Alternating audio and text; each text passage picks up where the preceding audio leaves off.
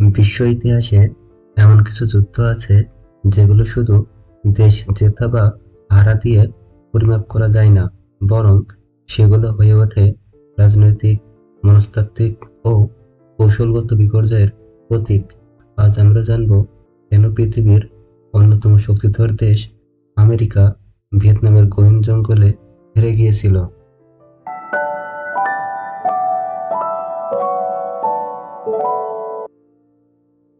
১৯৪৫ সালে দ্বিতীয় বিশ্বযুদ্ধের পর ফরাসিরা তাদের উপনিবেশ ভিয়েতনাম থেকে মুক্তির জন্য বিপর্যস্ত হয়ে পড়ে। ভিয়েতনাম স্বাধীনতা অর্জনের সংগ্রাম শুরু করে এবং ১৯৫৪ সালে ফরাসিরা পরাজিত হয়। এরপর ভিয়েতনাম দুই ভাগে বিভক্ত হয়ে যায়: উত্তর ভিয়েতনাম এবং দক্ষিণ ভিয়েতনাম। উত্তর ভিয়েতনামে কমিউনিস্ট পার্টি শাসন করত, যেখানে হো চি মিন ছিলেন প্রধান নেতা।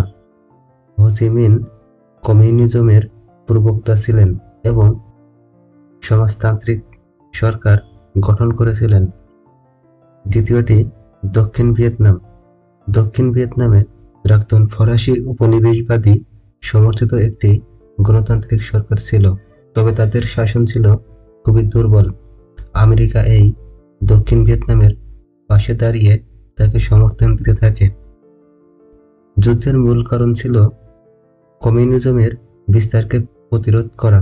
১৯৪৯ সালে সোভিয়েত ইউনিয়ন পারমাণবিক অস্ত্র পরীক্ষা করলে আমেরিকা আতঙ্কিত হয়ে ওঠে এবং তারা বিশ্বের বিভিন্ন জায়গায় কমিউনিজম প্রতিরোধের জন্য আগ্রহী হয়ে ওঠে। আমেরিকা একটি থিওরিতে বিশ্বাস করে। থিওরিটি হচ্ছে ডোমিনো থিওরি।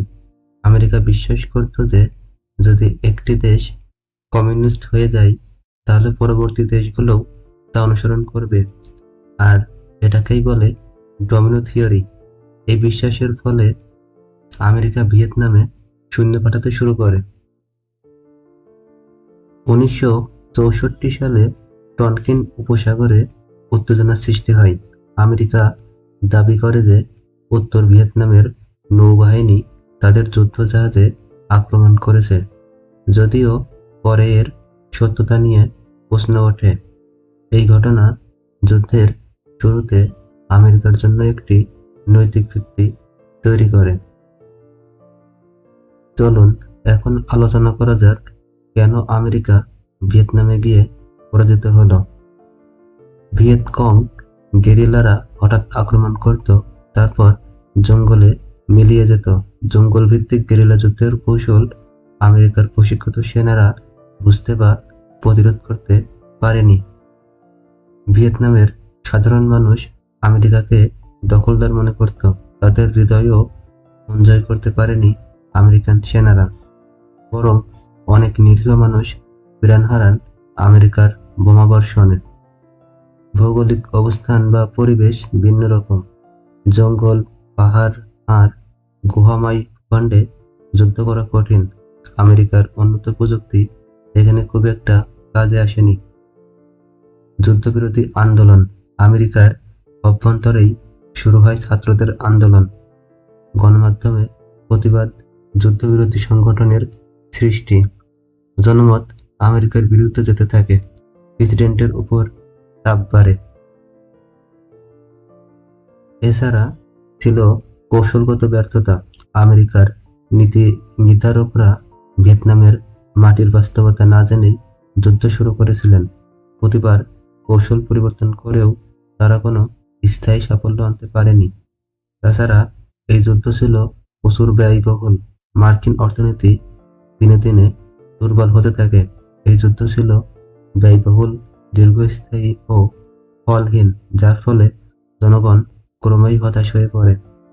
১৯৭৩ সালে আমেরিকা ভিয়েতনাম থেকে তাদের বাহিনী প্রত্যাহার করে নেয়, তবে তখনও যুদ্ধ চলতে থাকে। প্যারিস চুক্তি। ১৯৭৩ সালে প্যারিস চুক্তি স্বাক্ষরিত হয়, যেখানে আমেরিকা যুদ্ধ বন্ধ করার জন্য সম্মত হয়, তবে যুদ্ধ শেষ হতে এরপরও সময় নেয়। ১৯৭৫ সালে উত্তর ভিয়েতনামের সেনারা দক্ষিণ ভিয়েতনামের রাজধানী সাইগন দখল করে এবং পুরো ভিয়েতনাম একত্রিত হয়ে একটি কমিউনিস্ট রাষ্ট্রে পরিণত হয়। এই পরাজয় ছিল শুধু সামরিক না, বরং আমেরিকার মনস্তাত্ত্বিক, রাজনৈতিক এবং আন্তর্জাতিক মর্যাদার বড় ক্ষতি। ভিয়েতনাম যুদ্ধ প্রমাণ করেছে, শক্তি থাকলেই সব জয় করা যায় না।